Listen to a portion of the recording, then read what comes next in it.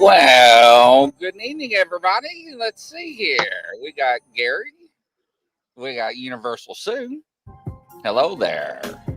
And we got Brian Barber. We got Gene Hudson. Hello, everybody. Welcome to another edition tonight. Thomas. They're probably thinking, what in the world was that? It was frogs, ladies and gentlemen, falling from the sky. So, welcome. So, what we got going on tonight? Well, that video is the perfect intro because that's what we're talking about, guys, is things falling from the sky that have got no business falling from the sky. This is a real Fortean phenomenon. They call it a rain of animals or an animal fall. And it's the idea of animals falling from the sky that shouldn't, just like we saw in that clip of big toads, frogs just falling from the sky. And I thought we'd lighten it up a little bit this week and discuss this as something rarely ever talked about in the Fortean circles. It's definitely a Fortean subject, maybe not necessarily paranormal, but what makes it so crazy is scientists really have no idea why this happens. But it happens all around the world, and it's been happening for hundreds of years. That's been recorded. And so tonight we're going to dig into what is a rain of animals, and I'll tell you guys a couple of personal stories about this phenomenon. So I think we're going to have a really fun discussion tonight. Interesting. Yeah. So, we'll dig right into it, guys. And audience, as always, you got questions, bring them up. We'll take a look at them and answer them. There's not a whole lot of information to go with this other than discussing the incidences that have happened and have been recorded. Okay? So the very first time this was ever recorded was actually from the Roman naturalist Pliny the Elder. And he recorded this way back in first century AD. People have been noticing this really strange phenomenon going on. One of the earliest reports that I found in 1794, French soldiers saw toads falling from the sky, and they reported this. Interesting. Okay. Yeah, right. Like this is absolutely crazy. And let's set what we're talking about here. We're talking about things coming from the sky in the rain. We're talking about frogs, toads, fish, jellyfish, worms, and some other weird stuff that we'll get into. And it's the idea of it's not just one or two. It's not just a few things falling. It's literally, like we saw in that clip, thousands of these things, of these animals falling down. And one of the things that makes it so unique is it's usually a single species of animal. Okay? Usually it's all the same type of fish, like in this picture that is associated with the report out of Texas, or all the same type of frogs, all the same type of toads, all the same type of jellyfish. It's not just a random collection of animals. Okay? And just going through, I didn't realize there was so many reports of this happening. Okay, like here's one from 1947 in Louisiana. There was a raining of fish. Witnesses reported seeing hundreds of fish falling from the sky during a sudden rainstorm. The fish were identified as a species of freshwater fish known as needlefish, the size from just a few inches to over a foot long. So once again, it's all one species of fish. So the way they try to explain this as a general overall phenomenon is that tornadic water spouts, right? So when a tornado forms over a body of water, right, Thomas, right there, that's what they say. And it'll suck some stuff up and then bring it miles away and drop it down. But there's some problems with that theory. For one, how can it be hundreds and hundreds of only one species? Right? If that's going to happen, if it's going to suck up things from a body of water, then it's going to suck everything up. right? And then it's going to drop it all. And they say, well, different animals have different body masses. So they're going to fall at different rates. And so maybe some fell here and some fell there, but we don't find that. We don't find a trail of heavier fish here, lighter fish here, a whole bunch of dirt and rocks and mud that's sucked up from the bottom over here. That's not how this phenomenon happens. The scientists who come up with these theories have never witnessed a water spout sucking up all the needlefish out of a river and dropping them somewhere. So it's purely speculation on this point. And in a few other instances, scientists have other theories that kind of fit whatever happened at that particular time. But there is no true explanation for this phenomenon. Okay, it's absolutely fascinating. Now, I have seen this personally twice in my life, which is why this fascinates me so much, is having experienced it myself, and completely inexplicable. What was that? Where? What? Behind you. That's my door to my bedroom. Did something kind of float out? Yeah. Okay, so it's a curtain. Oh, my Lord. I thought we was getting visited. Oh. Nope. I'm sitting on our lanai, as we call it in Florida, my screened-in back porch. Okay. And the wind is blowing. It's absolutely beautiful. The wind blowing, and it blew up some of that curtain up a little bit. All right. False alarm. False alarm. It's getting ready to get the whole water out. Right? I don't have any here. You're going to have to ship me some. Oh. So this would have happened, I believe, in the mid-'80s. At one of the times I was in the United States, living in Upper Michigan, and they both happened in the time frame here. And I was actually talking about this with my mom to verify that she remembered things, and it wasn't just something in my head. I remember too, the one that really impressed upon me was we were driving home one night, and there was a storm going on. And it was rainy. And all of a sudden we saw little baby toads like coming down and hitting the top of the car, the hood, and then like bouncing off. And it was literally during this rainstorm dropping baby toads. Huh. And we get to the house and we run inside and we're looking, and there's little baby toads hopping all around. The next morning when I got up, there was literally thousands of baby toads all over the place. And they were alive. They were hopping around, and I was going outside and picking them up and because I'm fresh out of the jungle and I love my animals. So I'm out there catching them and playing with them. And it took about a day or so for them to disperse.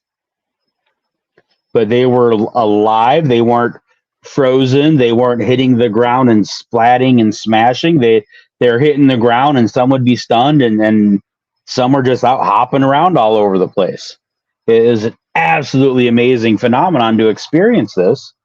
And, of course, I asked my dad, and he said, well, what happens is water spouts suck them up, and we had a couple of ponds across the road. So he's like, we had a little mini tornado come through and all this. And even back then, that just didn't make a lot of sense to me, because this wasn't just a few. This was thousands of them.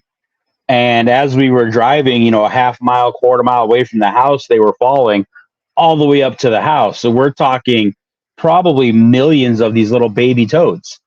And they were absolutely everywhere. Absolutely everywhere. And ever since then, I've just been absolutely fascinated by the subject. And as you look, toads and frogs are probably the second most common type of animal fall that they have. The first being fish. And at a different time in that exact same house that I lived in, we had a fall of small silver fish, basically minnows. And it was the same thing. They were alive. I don't remember being as many the next day, like afterwards, but there was basically thousands of little bitty minnows that fell from the sky when it rained, as on top of the rain. Doesn't make sense to me. And again, they were all the same type of minnows, and it wasn't like seaweed was falling down with it or other debris and mud and sand or anything like that. It was just rain and these little fish. The closest body of water we had was Lake Michigan, and that would have been, quite a bit of ways from us, of miles, not like hundreds of miles, but a few miles away from us. And ever since then, I have been so fascinated by this phenomenon, and looking into it. What surprised me, there is a village in Honduras called Yoro, and it happens so frequently. They have a fish festival because the fish rains on this village almost every single year in the spring. Wow. And yeah, they built a festival out of it. Let me see, starting in 1998, it's called the Festival de la Lluvia de Peces, which is the festival of the rain of fish. And they celebrate it, and it's variable, coinciding with the first major rainfall in May or June. Because it says, according to this village, it's been occurring yearly for more than a century. And they actually did a documentary on it for the History Channel. And then every year they have this crazy phenomenon that happens. So I went through and I found a list of dates for all this stuff. And then starting in 1861 in Singapore, Nepal had a fish fall in 1900, Canada 1903, Louisiana that we talked about 1947, Africa, Nigeria 1993, Wales in 2004, India 2008, and again in 2009, Australia for 2 days in 2010. Philippines 2012, India again 2013, Honduras, Sri Lanka in 2014, a few more in India 2015, Ethiopia 2016. So these things are common. It says it's a rare phenomenon, but I'm seeing, 2010, 2012, 2013, 2014, 2015, 2016, 2017. 2021 in Texas. It's a crazy worldwide phenomenon, right? And they don't know what causes it. And it makes me wonder, right? So here on cryptid rabbit holes, paranormal rabbit holes, we get into a lot of alternative theories and thinking, right? So I have often wondered, is this kind of phenomenon somehow tied into, let's say, natural portals? Could natural portals be happening and sucking up or entrapping like these species of animals and then just dropping them somewhere else, like translocation? What do you guys think about that? Do you think that could be some kind of legitimate phenomenon that's happening? Because the idea of water spouts, for one, water spouts themselves are kind of rare. Like, they don't happen very often. And then the idea that they can suck up live animals into the atmosphere where they don't freeze, by the way, which doesn't make sense to me. Being that high up in the atmosphere, they're going to freeze. And then what, free falling from how high up and not damaging themselves? It just doesn't make sense to me. And then again, only one species, no other debris that comes down with them. It's wild. And again, not only fish, right? We talked about frogs and toads. Japan, Hungary, Uruguay have had frogs and toads fall from the sky like I experienced up in Michigan. So I want to know, anybody in the audience, have you guys ever had any really weird things fall from the sky that you know of? Because I want to hear other people. I went on Facebook and I asked if anybody else, and I had my uncle said he remembered having a storm in Michigan and tree frogs were falling. But when asking him the question, they were basically tree frogs falling out of the tree in his yard because of the storm. And I'm like, yeah, that doesn't quite qualify what we're looking for here. What was that? Somebody said grasshoppers falling from the sky.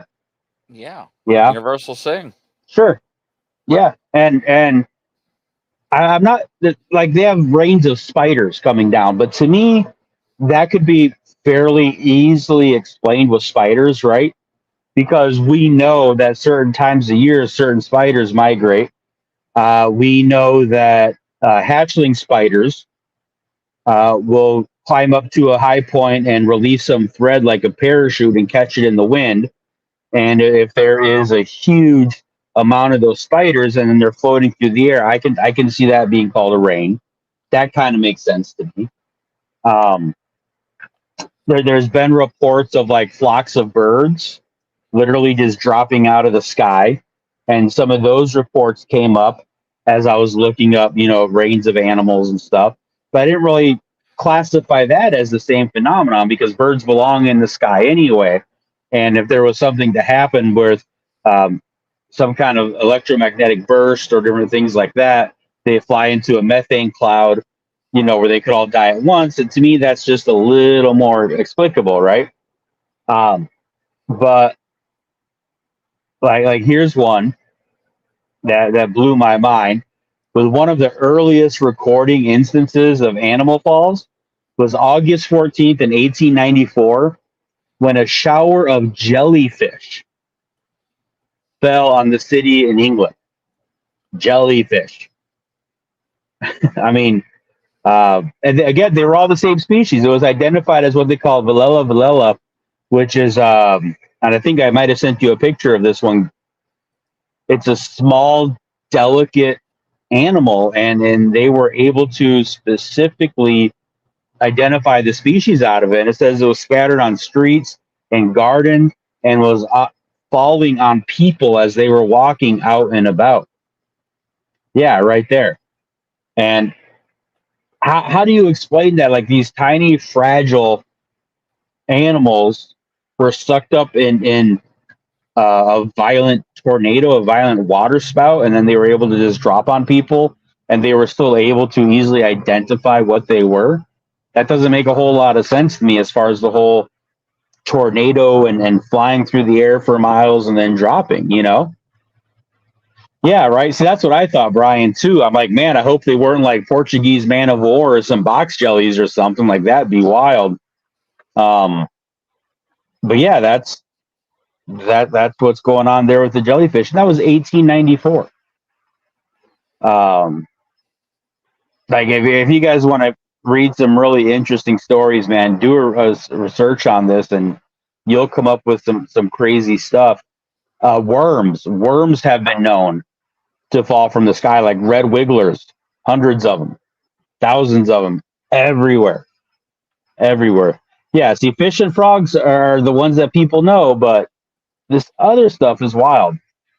Um, I haven't heard of snakes falling. I was looking for that, but I'm very glad I didn't find any records of snakes falling from the sky because that would be absolutely horrifying as far as I'm concerned. Um, and no Sharknadoes. That's not a real thing. We don't have anything like that massive falling from the sky. I did get reports of catfish falling from the sky. We're looking at various fish falls coming down. And we've all heard of the stories of like, the blue rain coming down, and it was actually the frozen contents of a jet airliner's toilet and stuff like that. But it's just this whole idea of animals, live animals, falling from the sky with no known origin and no real satisfactory reason just kind of blows my mind. You know, going back to the fish fall in Honduras, right? They've tried to explain this. They had the History Channel out there filming it and all this kind of stuff. They've had a couple different explanations. Yeah, Rebecca, I agree. It does make you think of that, doesn't it? So generally, for the Honduras one, they do talk about strong winds or water spouts. The problem with that is the nearest marine source for the fish is about 45 miles away, and that's quite of a ways for a wind to carry something like that. They did come up with another possible explanation, saying that maybe the fish originated in freshwater and moved from a nearby river into a subterranean current or cave system, and then heavy rains wash fish up and then leave them stranded. And that seems even more of a stretch than the water spout thing. You know what I mean? Like, that doesn't make a lot of sense to me either. There was one fall in Texas in the 90s, and what they speculated, and this is an interesting one too, was that there was a flock of birds flying over, and they all regurgitated. We'll use the nice word. They all regurgitated their food all at the same time over this town, and so thousands of little fish fell all over the town at one time because all these fish-eating birds threw up all at once. And that seems to be kind of a stretch, but that could be one possibility. They did say that some of the fish look chewed up, as they put it in the article I was reading. But at the same time, what's going to cause hundreds of birds flying over to all throw up at once over a town? Right? I mean, could there have been something in the sky? Or some people say, well, when one bird throws up and the other ones see it, they all throw up. I don't know if that's a biological fact or not, but I guess that could be a possibility. I don't know. Yeah, Brian, the fish are falling. Most of the time they're alive when they're on the ground. People will collect them or anything. Any ritual or anything? No, they're just completely random as far as any evidence shows. Seeing if there's any other questions with it.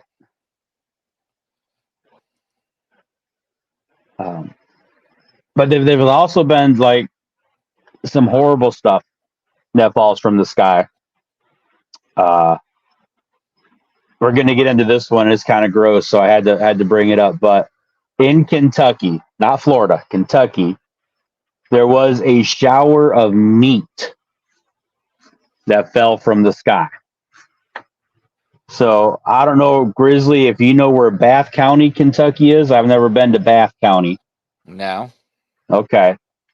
So this was recorded for March 3rd, 1876, where chunks of red meat fell from the sky in about 100 by 50 yard area near Olympia Springs in Bath County, Kentucky.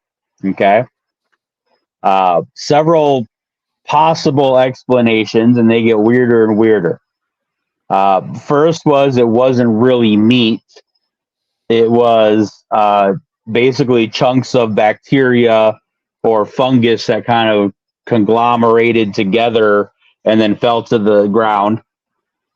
But get this, guys.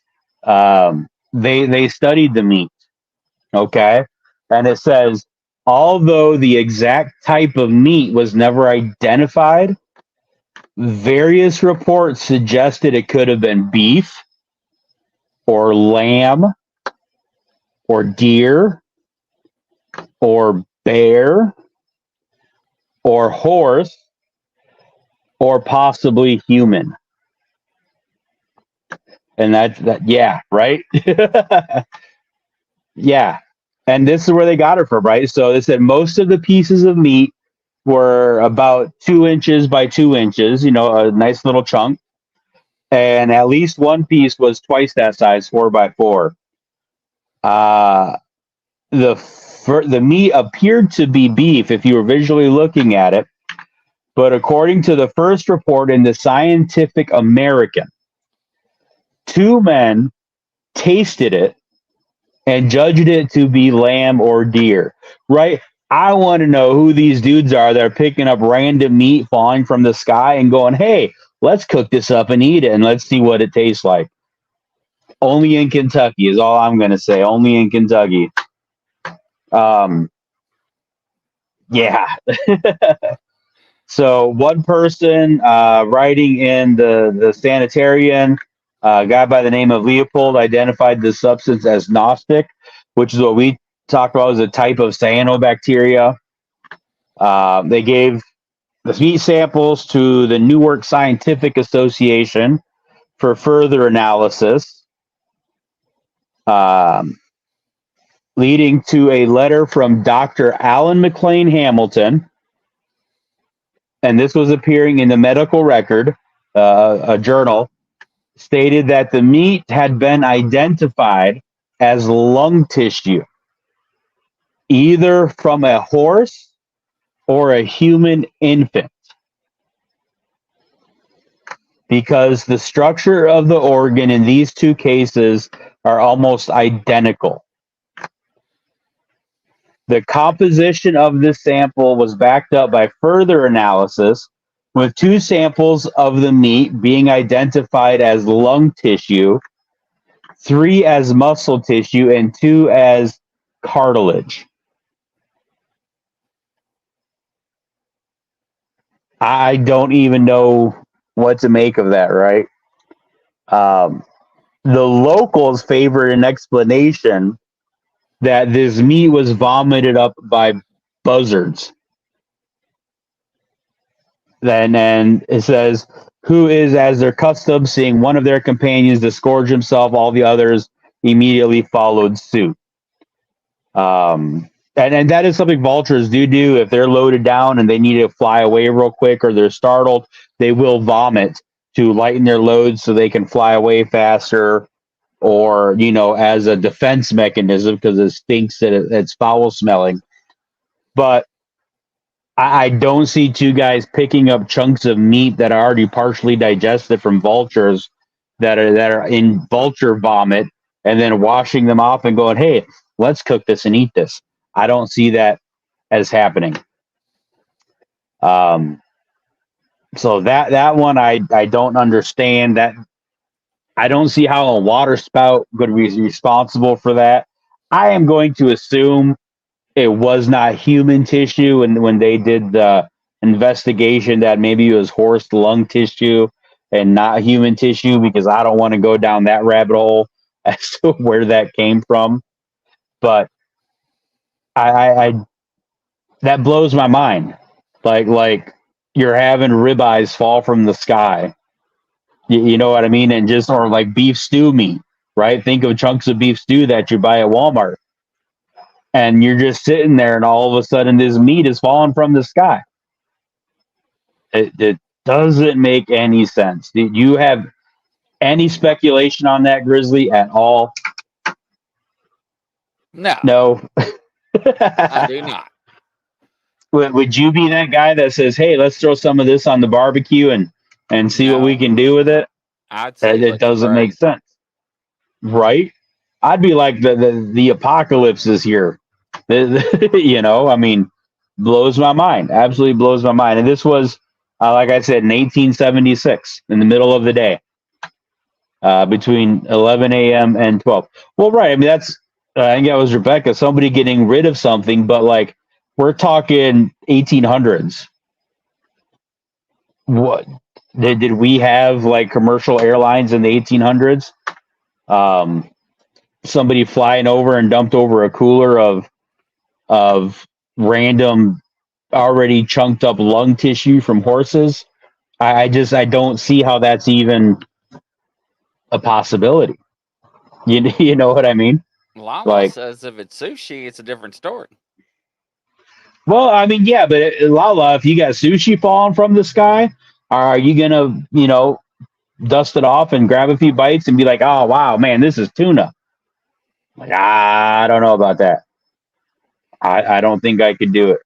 But it brought to mind as I was reading all this and researching this week, and then you guys kind of touched on a little bit, was the biblical plagues, right? Like that's interesting, but the plagues were a little specific. It didn't say it was raining from the sky. But if we're talking biblical history, what did come from the sky that we know about, biblically speaking, that the people ate? It was manna from heaven, right? And it would appear on the ground every morning. And the Israelites would go out and pick it up and eat it as food. And there's been a lot of speculation as to what that really was.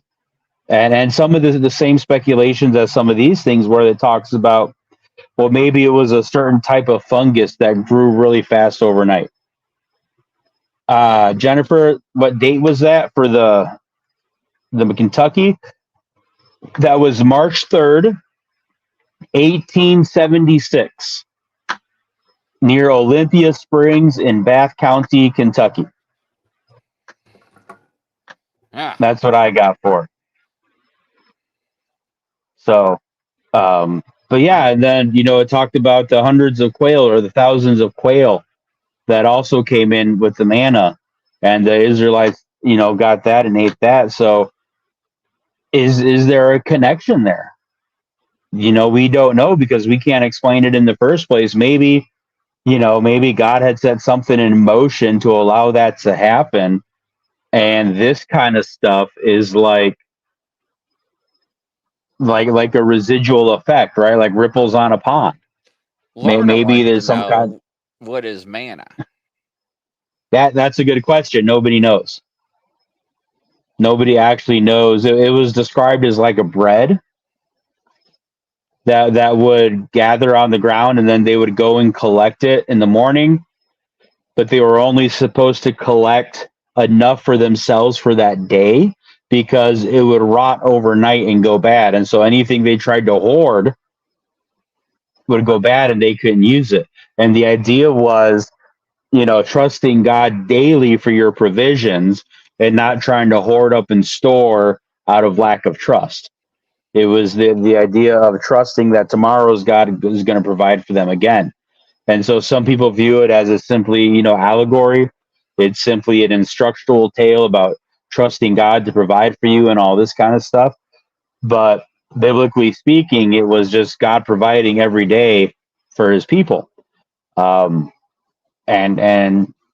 I don't know. I don't know if there's a connection there or not. It could just be, but it kind of brought that to mind as I was reading this absolute phenomenon that, again, science admits happens. They just can't explain it. Let me see. What is this one? How Dave Matthews tour bus emptied their black water tank on a bridge with a steel grate only to rain down on the boaters in a river under the bus? No idea.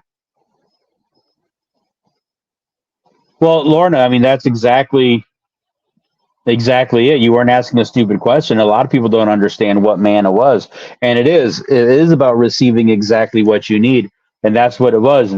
That's what the Israelites needed to survive in the desert because they didn't have the food, and so God provided the manna, which is where that term comes from.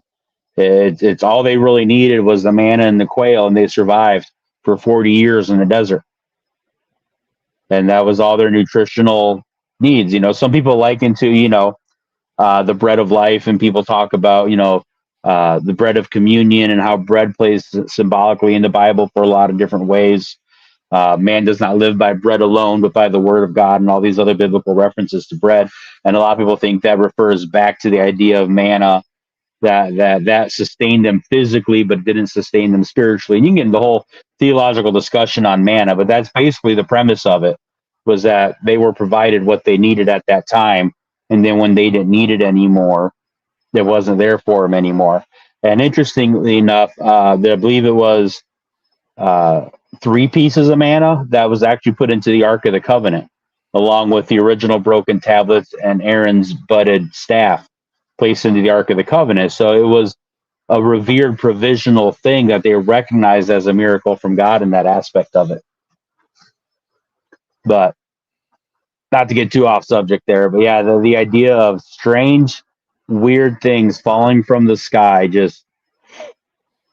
again, it's a real thing, and scientists have recorded this, and they study it, but they have no clue really what causes it. Now, I did read where somebody had seen where a small water spout had sucked up debris and animals and fish from like a pond and then dumped it onto like houses that were next to the pond. And they're like, see, that's the example of how it happens. The difference is the observed one, it dumped all the debris. There was grass and there was mud and there was rocks and there was all the different types of species in that pond. And so that does not explain the single species fall. It does not explain the fall without the extra debris. And it doesn't explain, the closest possible source being 45 miles away. You know what I mean? So what go about ahead. Brian Barber? Just have you heard about the humpback whale in the Amazon? Yeah, that I've seen that picture, but what they're not telling you is that what looks like the Amazon is actually a beach shore. And so where it says it fell into the Amazon, that's not really the case. It's like it washed up on a beach that was right there on the edge of the jungle. I think it was off Brazil. I'm not really sure exactly where, but I know exactly what you're talking about. And I looked into that, but it was more of they took the camera or they took the picture with the camera from an angle that made it look like it was deep in the middle of the jungle when in reality it was on a shoreline. So the picture is real, but the story behind it, as far as I've investigated into it, is not. It's kind of like, oh, look at this. This is so cool. Yeah, and then that would scratch your head, right? Like, how is a whale falling from the sky into the middle of the jungle? That wouldn't make any sense. But like most things, right? Like what do I always say? Most of this stuff is just undiscovered science. There may be a 100% normal explanation for these animal falls. We just don't know it yet. We don't have the science to understand it yet, because science, its backbone is the idea of repeatable observed events. And so that way you can say, this is the definitive, this is how this happens, because we can repeatedly observe this phenomenon. And as of this day, there has never been an observed causation to these animal falls. Because again, they're happening all over the world in different types of climates, different types of biomes. Right. And the portal thing is kind of like, well, to me, it's just as plausible as a random strong wind coming through and sweeping up one type of animal. You know what I mean? And again, it's a logical chain of thinking. If you believe in portals, okay, then if you believe they form naturally in the wild, randomly, and if you believe portals are, some sort of wormhole or some sort of gate, some sort of passage, right? Then if you just keep going on, it would make sense that sometimes things would get caught in them, right? So I'm not saying portals exist. I'm just saying if they exist, then that's a possibility. You know what I mean? All right, let me zoom in on that one so I can read that one a little closer. Let me see. Water spouts pick up fish and drop them on dry land. So could a whale be dropped by a water spout in the Amazon? I don't know. It's possible. Well, no, you have to look at the physics of that. We're talking, how many tons for a whale? How much power and lift would that have to be to suck it up out of the water and transport it, right?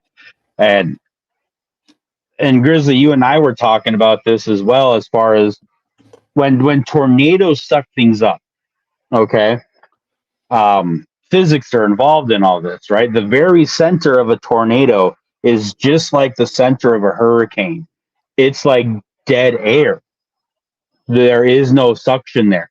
The suction comes from the spinning vortex of the hurricane or the tornado, right? And so if it's spinning, if you have a centrifugal force, which basically says that as it's spinning, everything is going to go to the outside. right? So think about like when we were kids, we had the merry-go-rounds, right? And when you had kids spinning on the merry-go-round, they didn't fly up into the air; they flew off to the sides, right? Jennifer And put, so, I've been let me see. Googling. New York Times report it was possibly dead carcass of cosmic animals from an exploding planet. Well, that would be something.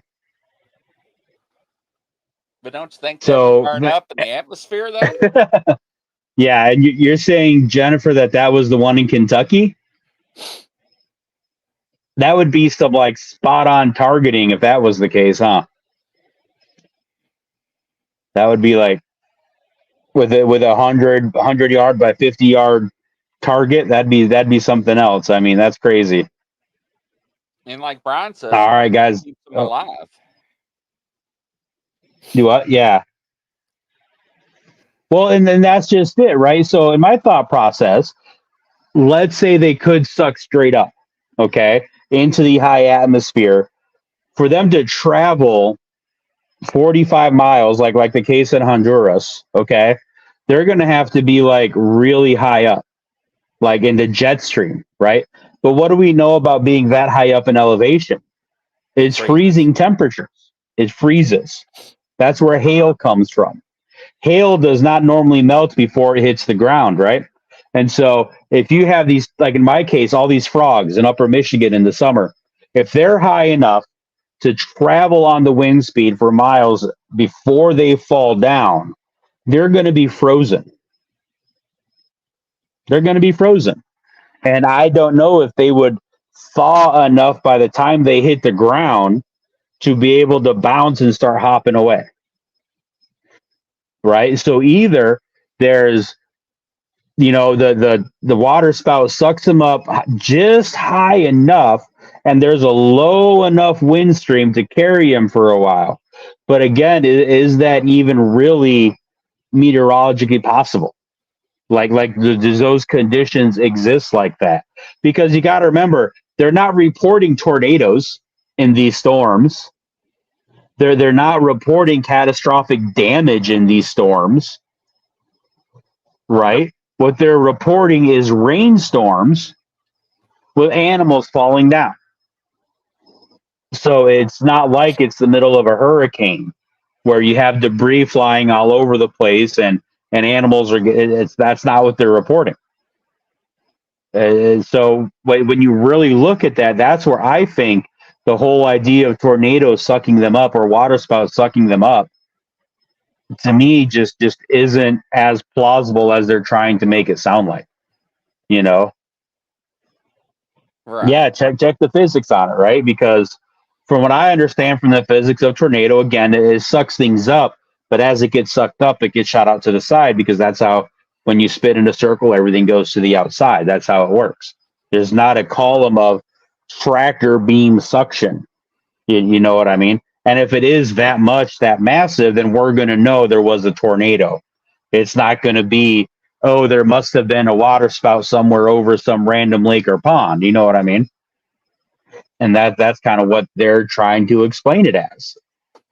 Interesting. And I don't think that's a feasible thing. And that, I mean, I guess if we believe in the tornadoes, we have to believe that a cosmic planet blew up somewhere and then all of it came down. You know what I mean? But I don't see that as much of a better option. Yeah, Lorna, more questions than answers, the more knowledge you get. Absolutely. Absolutely. And that's why we have this show and we ask these questions and we dig and we find out and we don't just accept the mainstream answer, right? Because it's so easy to blow stuff off and be like, that's just a tornado doing that. You know, but when you really think about it and you stop and you think, and it's for any phenomenon, anything you experience out there, and you go, oh, this is what the mainstream is saying, you really sit there and think about it. And then ask yourself logically, if that was the case, what would you expect to happen? If it was a tornado sucking stuff up into the air, I would expect more things to fall than a singular species. You know, Toads don't live in water. Baby toads, they don't live in water. They're the eggs and polywogs. The tadpoles live in the water, but toads live on land.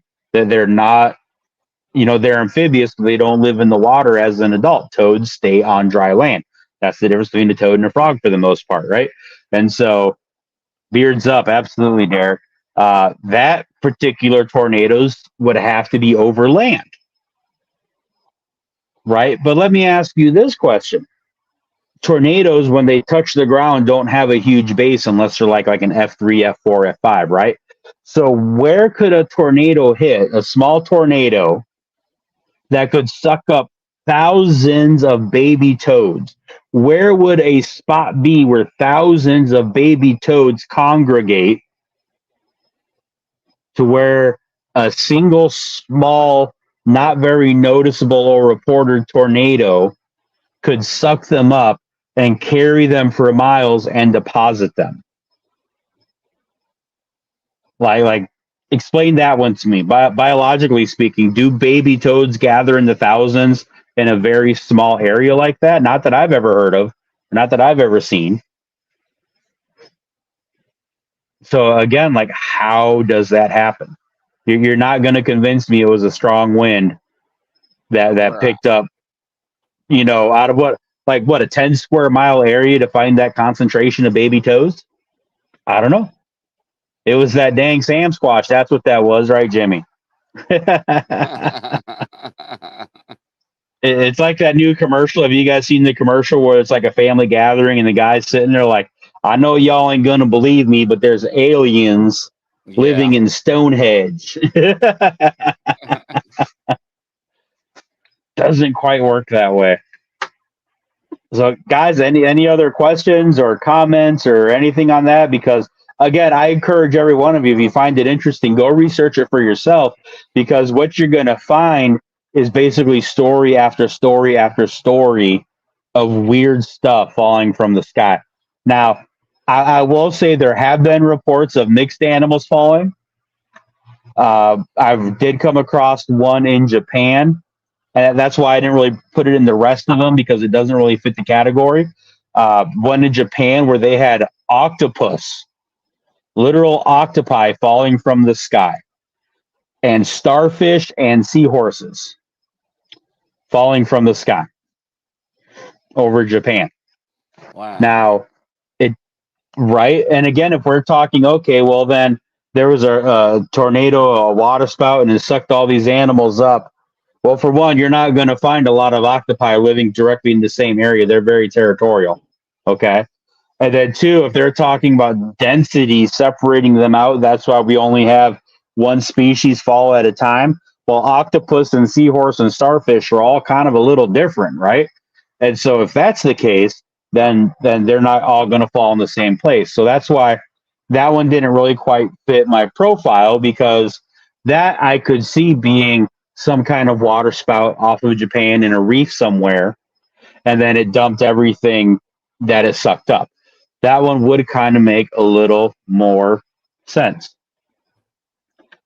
What was that? Bloody Flesh in England? I didn't come across that one. They do have what they call blood falls, and that is literally what it sounds like. It's blood red rain falling down.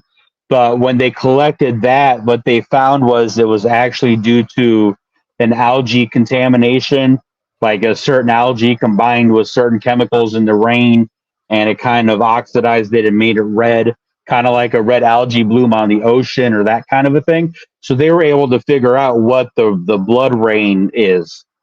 So that one's not a mystery. That one actually has a scientific explanation to it. They were able to identify the specific strain of algae that contaminated it, and what certain conditions it required to produce the blood rain. So that is a specific phenomenon that does happen as well. We're talking about the snakes falling. Yeah. So yeah, that's a little different. I mean, yeah, that's a little different one with Hurricane Andrew. That was more destruction of the reptile warehouses and stores and stuff, allowed them to escape. I didn't hear of any snakes raining down on people. Like I said, I'm very glad I did not find. Can you imagine being like in Australia where they have like, 5 of the top 7 deadliest snakes or something like that? And all of a sudden having a snake rain and you're not even sure what kind of snake it is, but you know that most of the snakes there can kill you. Like I would be petrified. Petrified. Right. Yeah, kind of like the Sharknado. Yeah. Jennifer, it could be, talking about, the wrath of God or signs from God, end times kind of stuff. We just don't know. We just don't know. But that's what makes it fun. That's what makes it a good rabbit hole topic is it's observable. We see it happen, but we just don't know why it happens. Yeah. Interesting. Well, thank you. Yeah, absolutely. That's pretty interesting. Absolutely. Hopefully next week, guys, I'll be able to get a guest. I got a couple of guys I'm talking to. Really cool guests. Either one of them I'd be absolutely happy with. Yeah, can you imagine it raining black mambas or No. taipans No. or like ground No. snakes? It's bad enough it was jellyfish, guys. Think about that. All types of jellyfish can sting you except for like maybe a few small species. This is definitely one of the stinging ones, and it was falling on people. I can't imagine how horrifying that would be. Yeah, that's incredible. Yeah. Awesome. So Interesting show. remember, guys, yeah, we live in a very strange world. Most of it can be explained by science. The other half will be explained by science at some point, but that doesn't make it any less miraculous or any less strange or paranormal or thought provoking. So keep it alive, guys. Keep it real. Keep, look out and study the world around us and dig in those mysteries and find out what's going on. I really love doing it. That's why I do what I do, because you just don't know what you're going to find. All right. Or coast to coast around the world, ladies and gentlemen. That's a wrap. We'll catch you on the next show. Godspeed.